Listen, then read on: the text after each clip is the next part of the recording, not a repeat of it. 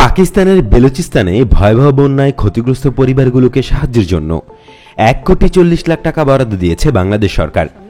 বন্যায় ক্ষতিগ্রস্ত পরিবারগুলোকে সাহায্যের জন্য বিস্কিট, ড্রাই কেক, পানি বিশুদ্ধকরণ ট্যাবলেট, ওরসালাইন, মশারি, কম্বল ও তাঁবু জরুরি ভিত্তিতে কিনে পাকিস্তানে পাঠানোর জন্য বৃহস্পতিবার এ টাকা বরাদ্দ দিয়েছে দুর্যোগ ব্যবস্থাপনা ও ত্রাণ মন্ত্রণালয়। মন্ত্রণালয়ের সংবাদ বিজ্ঞপ্তিতে এই কথা জানানো হয়।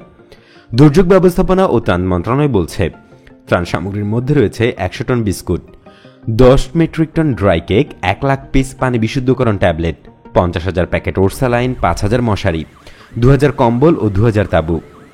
ভয়াবহ বন্যায় পাকিস্তান এখন বিপর্যস্ত। দেশটিতে ঐতিহাসিক বন্যায় 1/3 এলাকা পানিতে সম্পূর্ণ তলিয়ে গেছে বলে সম্প্রতি জানিয়েছেন দেশটির জলবায়ু মন্ত্রী।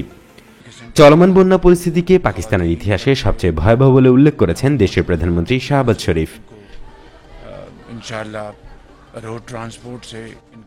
গত মঙ্গলবার এক সংবাদ সম্মেলনে তিনি এসব কথা বলেন।